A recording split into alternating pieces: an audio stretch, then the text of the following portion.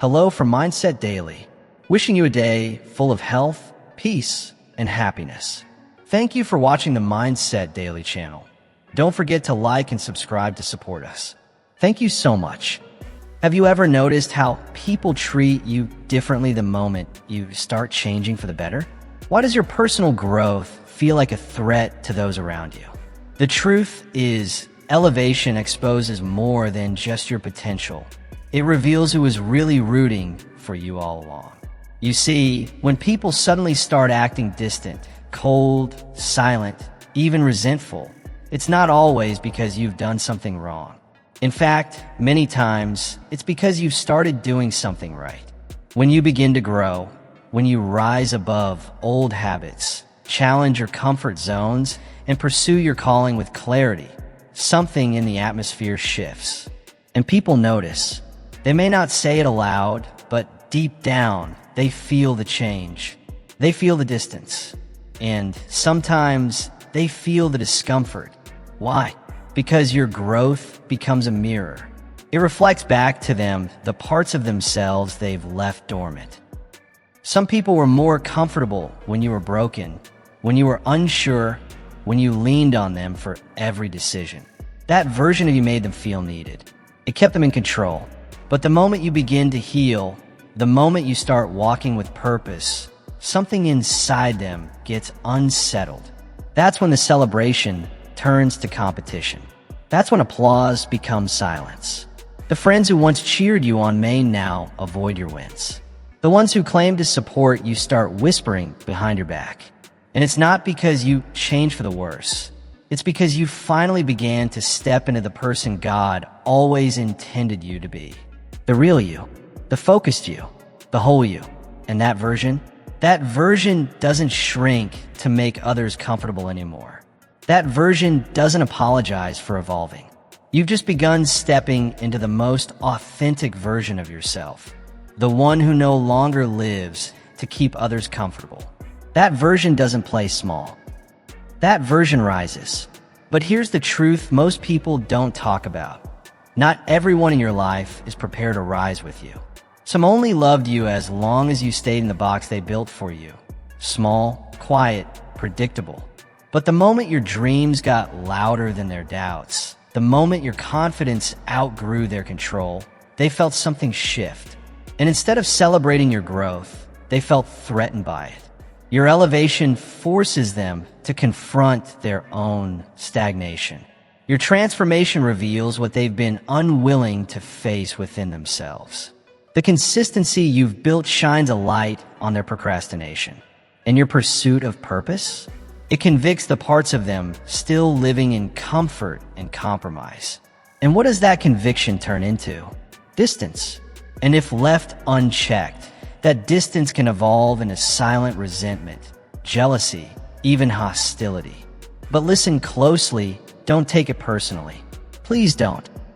This is not about your worth, your kindness, or your intentions. It's about what your presence now represents in their world. You're not responsible for carrying the weight of other people's insecurities. You're not required to shrink in order to help someone else feel tall. What's happening around you is spiritual. When God starts increasing his hand on your life, when he begins elevating you into spaces your past would have disqualified you from, some people just can't handle the favor that follows you. They'll say, you've changed, but what they really mean is you're no longer living in chains. Because here's the secret. People are often comfortable with your pain, but they get quiet in the presence of your progress. They'll kneel beside you in the valley, but vanish when God places you on the mountaintop. Why? Because pain connects, but purpose convicts. And in the next part, we'll talk about how to walk in that purpose unapologetically, even when it makes others uncomfortable. When your purpose begins to outgrow their comfort zones, it doesn't just speak, it roars louder than their excuses. You're not boasting. You're not trying to make anyone feel small. But your light has a way of exposing the shadows others have grown used to. And for some, that's hard to accept. It's important to remember, that's not your fault. Growth has a cost, and often it's not measured in hours or dollars, but in people. The price of evolving is sometimes paid in silence, distance, or even rejection. Friendships that once felt like home now feel like weight. Conversations that used to energize you now leave you drained. And people who once ran beside you slowly start fading into the background. Yes, it hurts. Of course it does. But don't fight the separation. Don't cling to what God is clearly cutting away. This isn't punishment, it's protection. God isn't taking people from your life to make you lonely. He's making space for alignment. Not everyone who starts with you is meant to finish with you. And that's a hard truth to embrace. But you've got to learn to release them. Bless those who walk away. Pray for those whose hearts shift suddenly. Love them, but stop chasing them. Their silence doesn't mean you failed. Their exit doesn't mean you weren't worthy. It means you've outgrown a place they never wanted to leave. The version of you they were closest to might have been wounded, lost, or desperate. And for some, that version served their needs. But that's not who you are anymore. You're no longer confused. You're no longer living for applause. You're walking in alignment, not with the crowd, but with the King. So the next time you feel the sting of someone's quiet resentment or hidden disdain, ask yourself, what have I healed from that they're still clinging to? What version of me are they missing that I've already buried? And more importantly, what new thing is God making room for by pruning what no longer serves my purpose? Stay with me, because in the next part, we'll explore how to keep walking in that purpose with confidence, even when it feels like you're walking alone. After all, when you begin to walk in clarity and conviction, the noise around you starts to feel unnecessary. And sometimes, the most powerful statement you can make is to say nothing at all. There's something uniquely powerful about silence. It's not weakness, not avoidance. It's wisdom in motion. Yet many people misread it. When you stop explaining, when you stop defending every move or justifying your growth, some people will fill the quiet with their own noise. They'll write stories in the gaps you no longer care to fill. Stories laced with accusation, assumption, and suspicion. But your silence is not an attack. It's a declaration. It testifies that you've released the burden of performance. That you no longer owe anyone a front row seat to your healing. That you are done seeking permission to live in peace. That's when it happens. Resentment begins to rise. Not because you harmed anyone, but because you stopped handing out explanations like apologies. Because you outgrew the need to be validated by people who only supported the version of you that needed them. As you mature in spirit, as you find your rest, not in public approval, but in God's quiet assurance, you begin to crave peace more than applause. And suddenly, your silence speaks louder than any defense ever could. It confuses people, especially those who thrived when you were unsure, when you were desperate to be heard, to be seen, to be understood. Now that you're no longer begging for their attention, now that you can sit in stillness without shame, they feel that shift. And many won't know how to respond. Because here's the truth. Some people are only comfortable around your chaos. They fed on your oversharing, on your vulnerability, not to help, but to feel powerful. They wanted access, not out of care, but out of curiosity. And when you stop giving them that, when you set up emotional boundaries and no longer react to every whisper, it unsettles them. But let that unsettling happen, because your silence is not just peace, it's protection. In the next part, we'll talk about how to maintain that peace when pressure comes from all sides. As we continue from where we left off, something powerful begins to unfold. The moment you choose peace over performance, silence over struggle, everything shifts. You see, when you decide to stop arguing, stop explaining, stop defending your every move, and simply start living with intention, that's when the tension rises. But not because you've done something wrong. Quite the opposite. It's because you've stepped into a strength they can't manipulate. A kind of calm that doesn't seek validation. And that silence? It speaks volumes. Your stillness becomes unsettling. Not because it's loud, but because it reveals. It uncovers insecurity. It magnifies the quiet envy others tried to bury beneath fake smiles and polite conversations. It brings comparison to the surface, forces reflection, and echoes back their internal noise. When you stop trying to be understood, when you no longer speak just to be accepted, people are left to listen to their own inner dialogue, and often they don't like what they hear. So what do? They blame you. They call you distant. They say you've changed, that you're not the same person anymore. And in many ways, they're right. Because you're no longer dependent on their approval to feel whole. You're no longer feeding their comfort by silencing your own discomfort. Let me tell you the truth. There comes a time in life when silence is not just a choice. It becomes necessary for survival. Not to punish, not to withhold love, but to protect your clarity, to guard your peace, to secure the sacred space between where you've been and where God is taking you. There are seasons when your next move isn't meant to be explained. It's meant to be anointed.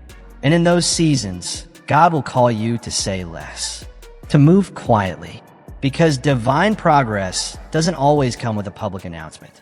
And in the next part, we'll look deeper into what happens when you stop crying in front of people who only watch for their entertainment and start rising in private for your healing. Picking up from where we left off, there's a shift that happens when you stop running and start resting in the presence of God. And when that happens, don't be surprised if some people start whispering behind your back. They'll say you've changed. They'll say you're distant. They'll say you've got an attitude. And maybe they're right, because maybe you have learned that silence isn't weakness, it's wisdom. That peace isn't passivity, it's power. And that not every battle is yours to fight, especially not in public. You've discovered that preserving your energy is more important than proving your point. And that revelation, it makes some people deeply uncomfortable. Why? Because they were used to reading you like an open book. Your confusion made them feel insightful. Your emotional chaos gave them a false sense of control. But now your silence, it confuses them. Your calm, it challenges them. And instead of facing their own discomfort, they lash out. They project. They label your healing as arrogance, your boundaries as betrayal. But here's the truth. You don't owe them your openness anymore. You don't have to justify the peace that God gave you. Heaven already validated your growth. So let the crowd speculate. Let them twist your quiet into whatever story helps them sleep. That's not your weight to carry. Remember, the ones who now complain that you're too quiet are often the same ones who never truly listened when you spoke. They weren't invested in your healing, just entertained by your wounds. And now that you've stopped bleeding for their comfort, they call you selfish. But you're not. You're simply growing. You're healing. You're protecting what God has restored. And in the next part, we'll explore what it really means to grow beyond the need to be understood and to start living in the freedom of being whole. As we continue from the previous truth, remember this. You don't owe conversation to those who've already chosen their conclusion. You don't have to keep explaining yourself to ears that have already tuned you out.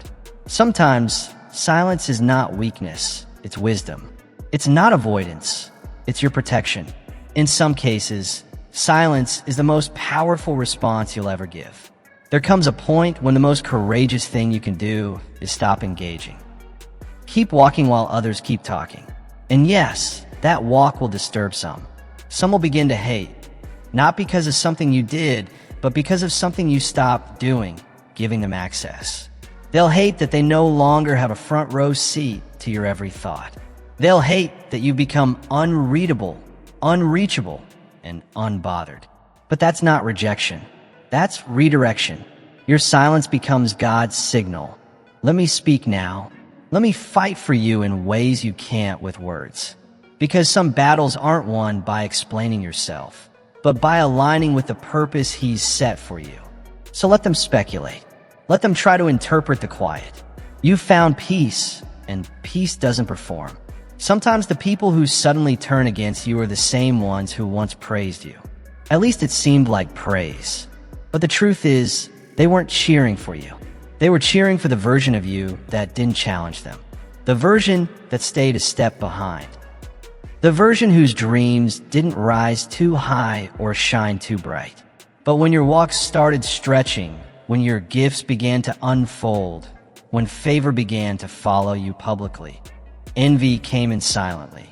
And that envy often wears a mask. It doesn't always show up as competition. Sometimes it shows up as distance, as coldness, as sudden silence from people who once claimed to support you. Envy is subtle but deadly. And in the next part, we'll talk about how to recognize it, rise above it, and keep moving forward without losing your peace. Picking up from where we left off, envy isn't always obvious. It rarely enters the room loudly. Instead, it whispers. It wraps itself in soft compliments. It hides in the awkward silence after you share good news. It's in the way someone avoids your eyes when you talk about the doors God is opening in your life. It's subtle, but it's real. And often, the sudden hate or coldness you feel from others has little to do with who you are, and everything to do with what you represent. You're not disliked because of your mistakes. You're resisted because of your growth. Your favor unsettles them. Your resilience reminds them of the strength they never cultivated. Your decision to rise, to keep going, to dream boldly, stirs a discomfort in those who stopped moving long ago. You represent possibility, and for someone living in disappointment, that can feel like confrontation. When someone is stuck in their past or bitter about missed chances, your momentum acts like a mirror. It reflects their stagnation. Instead of letting God search their own hearts, instead of using your example as motivation, they project. They downplay your progress.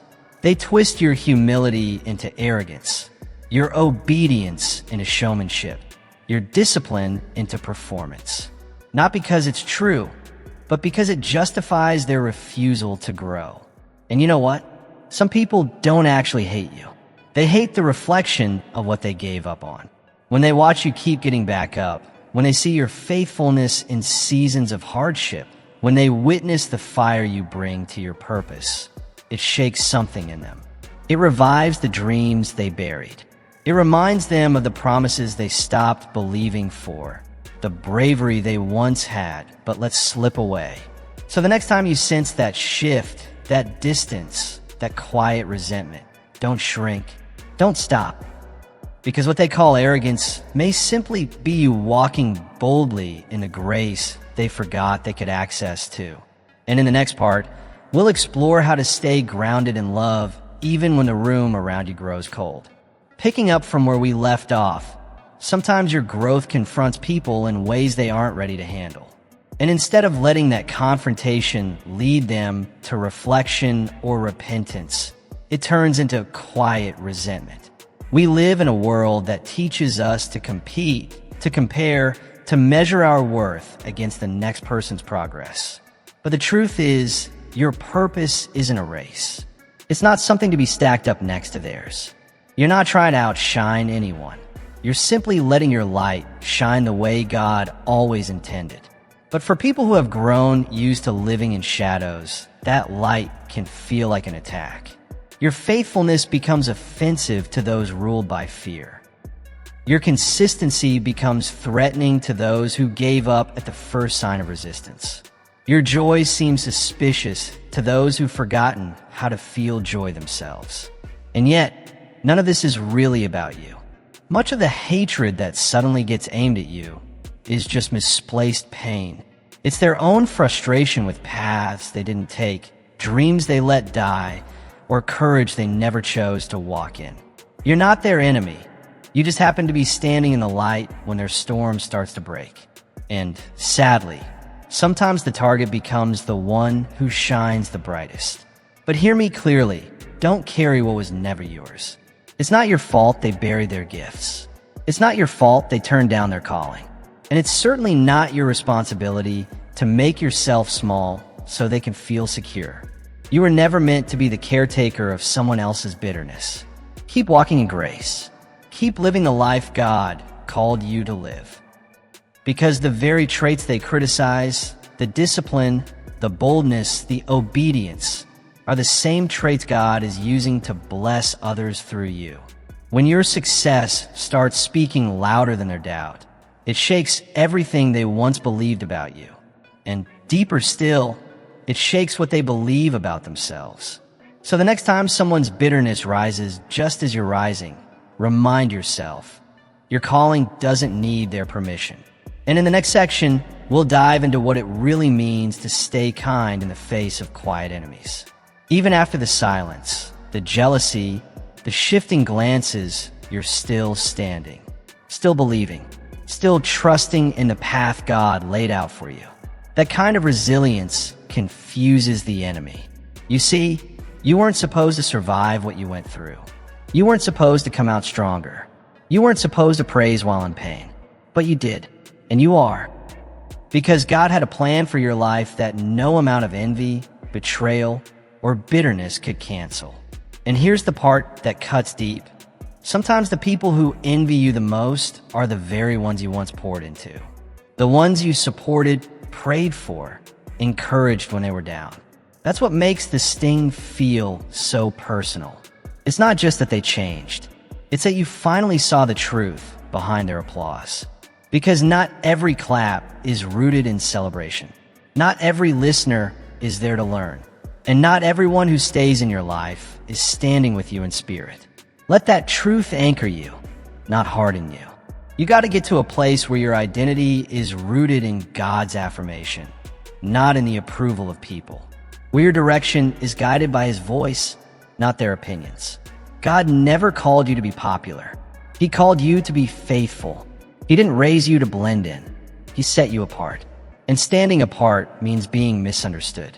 It means being envied, sometimes even hated, especially by the very ones you hoped would walk with you. But here's the beauty in it.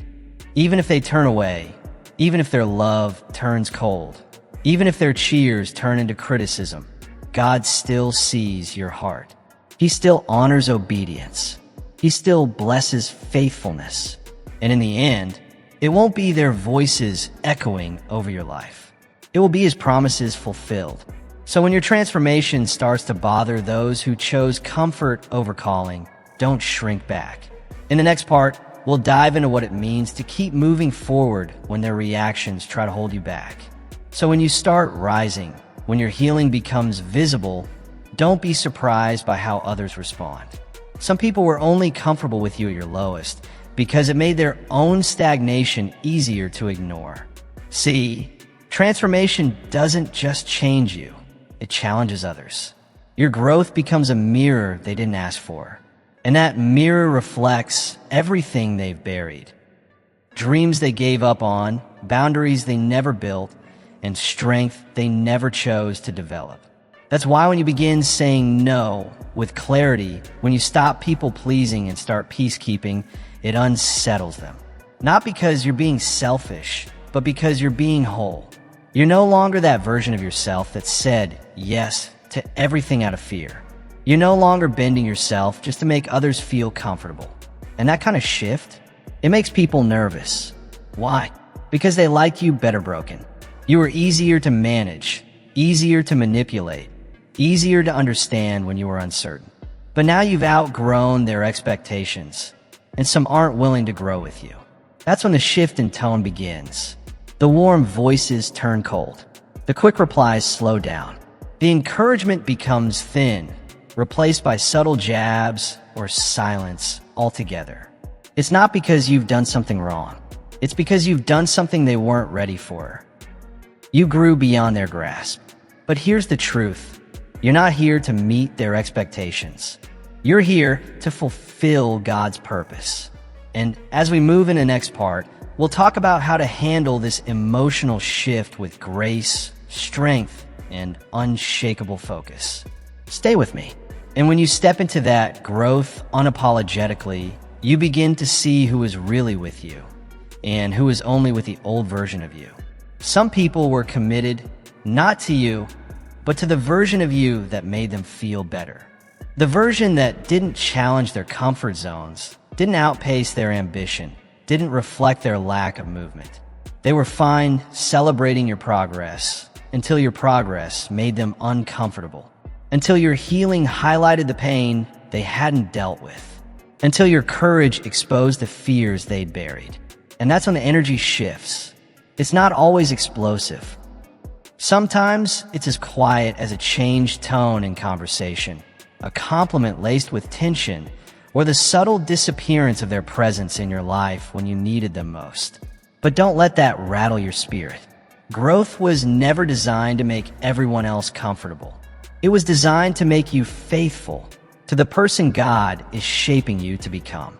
And that faithfulness comes with shedding layers, old attitudes, outdated habits, and yes, even some relationships.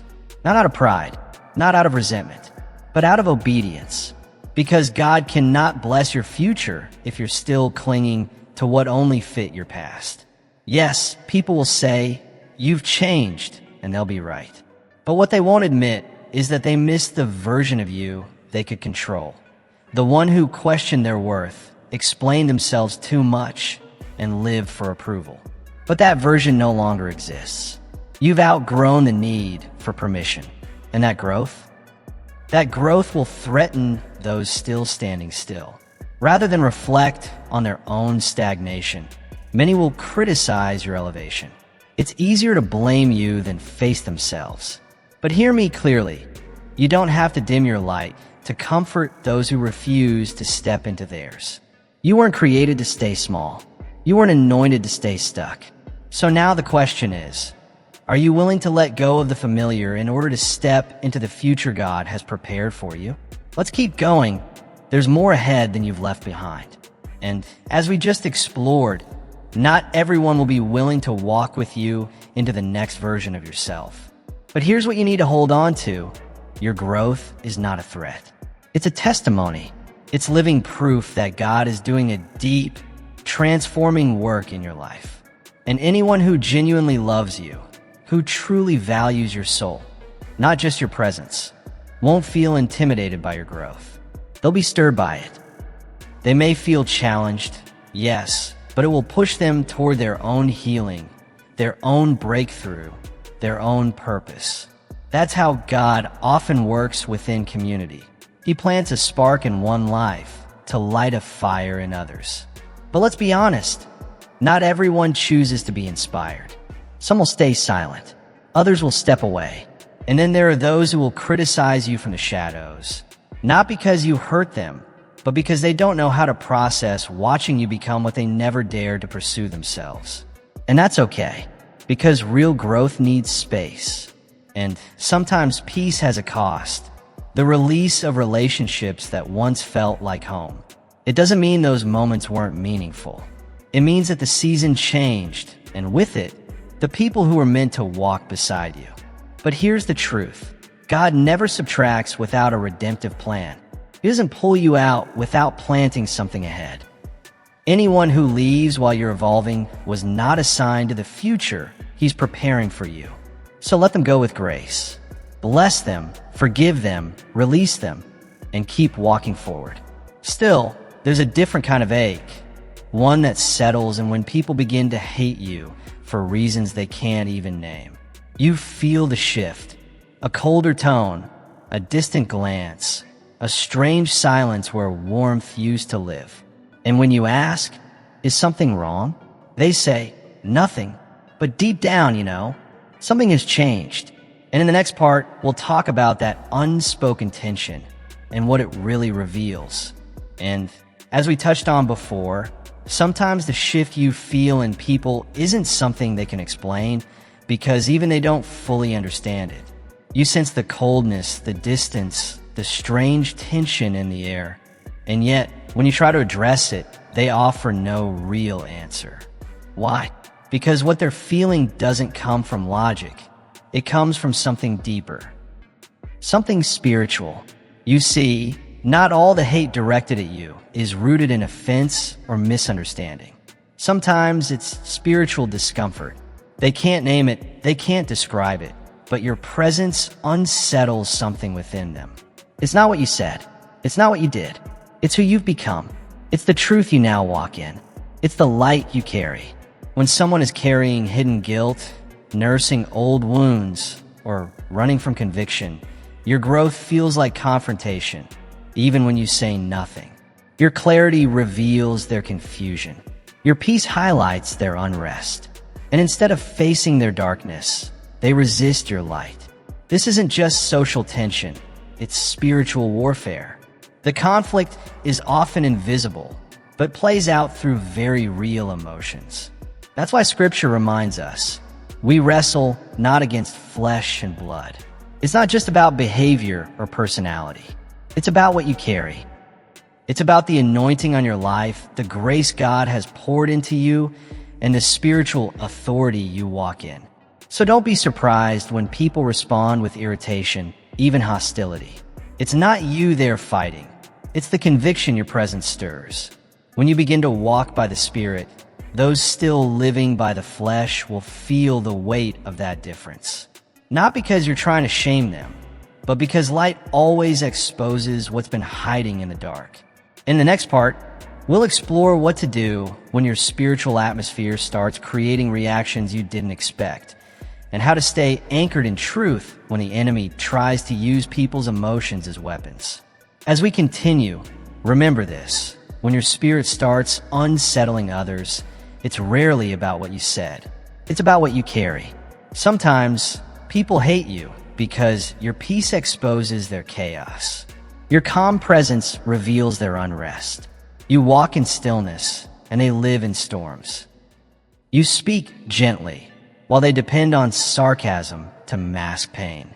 You forgive quickly, and they hold grudges like armor. And when your life begins to reflect what they secretly crave, they don't lean in, they back away. Not because you've done anything wrong, but because your healing reveals their hidden wounds. Here's the truth many won't say out loud. It's easier to label you as fake than to admit they've lived without peace for years.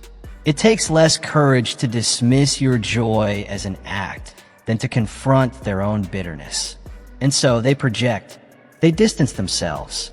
They speak coldly, not because you deserve it, but because their soul is unsettled. But here's where you have to be wise. Don't internalize what is actually spiritual. Don't allow their discomfort to make you doubt your growth. Don't let their silence confuse your purpose. The enemy often uses people to plant seeds of insecurity in fertile hearts. But just because they withdraw doesn't mean you're wrong. Just because they stop clapping doesn't mean you stop shining. What you're facing goes beyond surface emotions. This is warfare. And in spiritual warfare, your defense is not explanation. It's prayer. You don't have to chase every rumor. You don't have to prove your intentions in every room. What you sow in the Spirit will yield far more than what you strive to explain in the flesh. And if we're honest, some of the hate you feel has little to do with your faults and everything to do with their envy. They've seen you endure storm after storm, loss after loss, disappointment after disappointment, and yet you're still standing. You still serve. You still show up with love in your hands and hope in your heart. And they wonder silently, how? How does she still smile? How does he still trust God? Let's walk into that next truth together in the following part. Because your survival isn't just confusing them, it's revealing something powerful. What we talked about before. The quiet battles, the spiritual resistance, leads us to this powerful truth.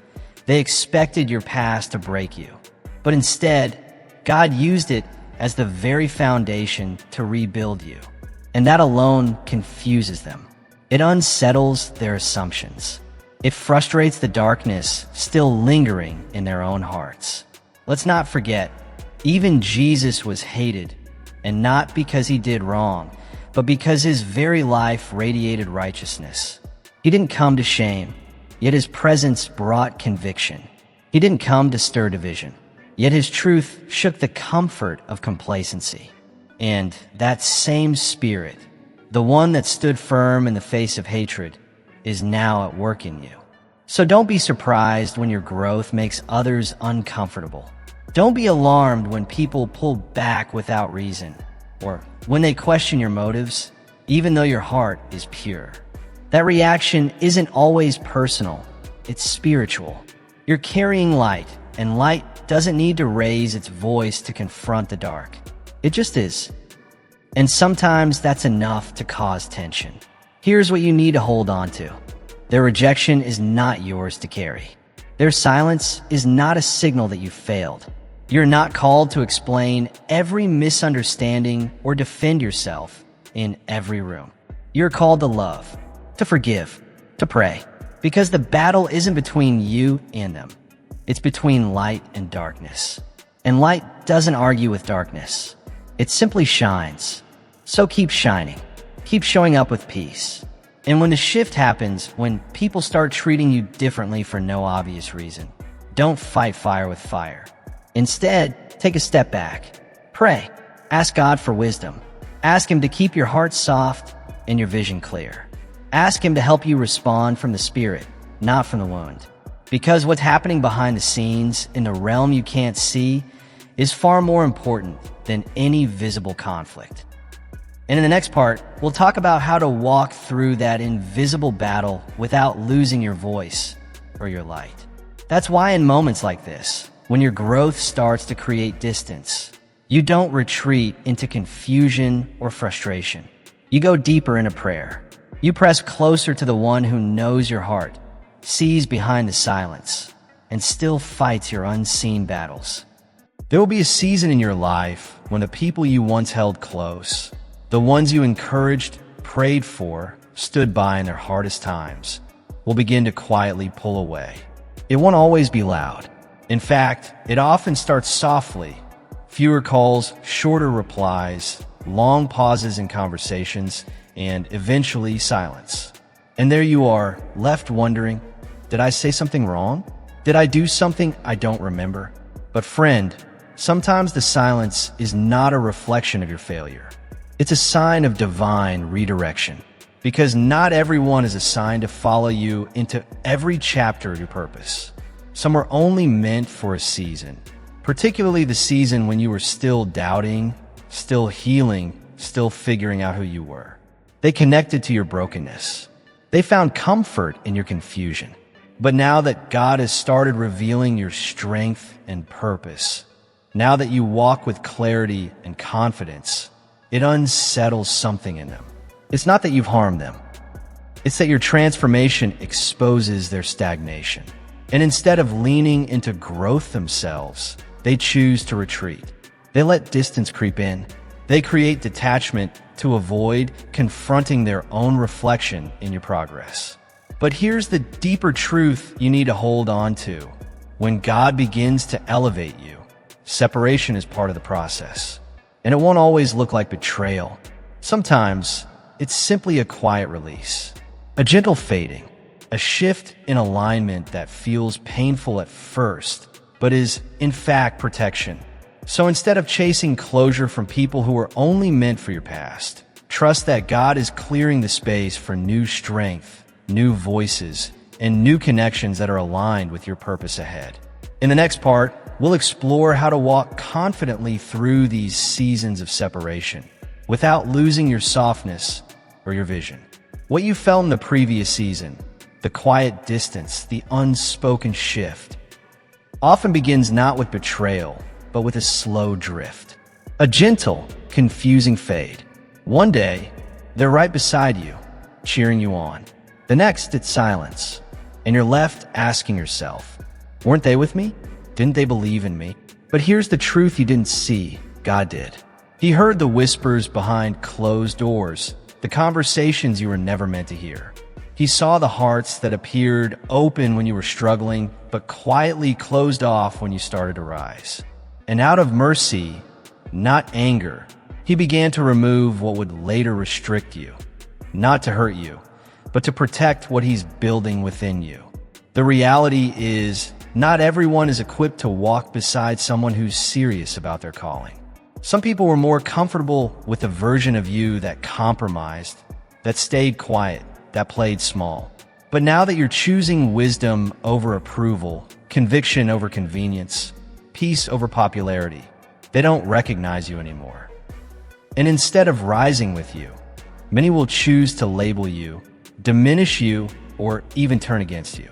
But friend, let this be a gentle reminder. This is not the time to chase people.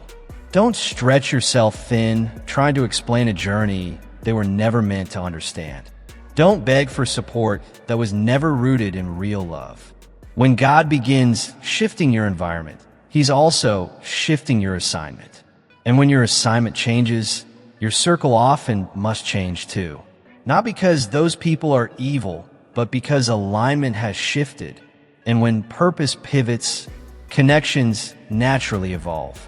It's not rejection, it's redirection. It's part of growth, part of maturity, part of walking in the Spirit rather than being led by emotion. And yes, it will sting. But what comes next? That's where healing deepens and destiny begins to unfold. Let's talk more about that in the next part. Well, we just explored the quiet separation, the shift in relationships is painful, especially when it comes from people you once trusted with your heart. And now, let's face something even harder. It hurts deeply when those you love start pulling away. When you've shown them your growth, your sincerity, your heart, and they return it with silence. It hurts when the people you thought would celebrate your transformation confuse it for pride, or when the boundaries you've set to protect your peace are seen as arrogance. But here's the truth you must hold on to. You have to let them go with grace, not grief. You have to release them, not in resentment, but with a blessing. Because the longer you cling to what God is clearly removing, the more you delay what He's trying to do in you and through you. God is calling you to higher ground, and higher ground isn't always crowded. Not everyone has the stamina, the vision, or the spiritual strength to climb where you're being called. But that's not your responsibility. It's not your burden to carry. Your destiny isn't built on who decides to walk with you. It's rooted in the one who called and sent you. And if God sent you, then trust this. He will sustain you, with or without the support you thought you needed. And yes, sometimes those who leave today will one day look back and realize what God was doing in your life all along. But that part, that's not yours to carry either. Your role is not to convince. It's to remain faithful, to keep walking, to keep growing, to keep loving, even when love isn't returned. Don't let the silence of others harden your heart. Don't let their absence drown out the voice of the one who's never left your side. Because God is still speaking. He's still guiding. He's still walking with you through every valley and toward every victory. And here's the piece that changes everything. When you finally stop striving to be understood by people and start resting in the fact that God understands you completely, something shifts. The crowd may shrink, but your soul strengthens. The noise may quiet down, but your spirit rises. Now, let's look at how that strength shapes your purpose in the season ahead. Coming from the deep truth we just uncovered, when you stop chasing approval and start chasing purpose, you begin to notice something remarkable. The circle around you may grow smaller, but your clarity grows sharper. And with that clarity comes peace. The absence of certain people no longer feels like rejection. It starts to feel like divine preparation. You realize that some departures were never losses, they were alignments. So if someone walks away, let them go without bitterness. If they stop reaching out, release them without anger. And if they can't handle the strength of your healing, love them gently from a distance. Why? Because what God is building in your life is far greater than their opinion, deeper than their misunderstanding, and stronger than the weight of their silence. He's not just shifting your circle, He's shaping your character, your calling, your destiny. So stay focused. Keep your eyes locked on the one who called you. Let your heart remain tender, not hardened. Let your posture remain humble, not defensive. And as your vision sharpens and your faith deepens, allow every step you take to be guided by the one who never leaves, never forsakes, and always completes what He begins. Thank you for spending these moments with me. Stay strong, stay grounded, and above all, stay faithful. Wishing you peace, joy, and endless blessings And don't forget to subscribe to Mindset Daily for more encouragement on your journey.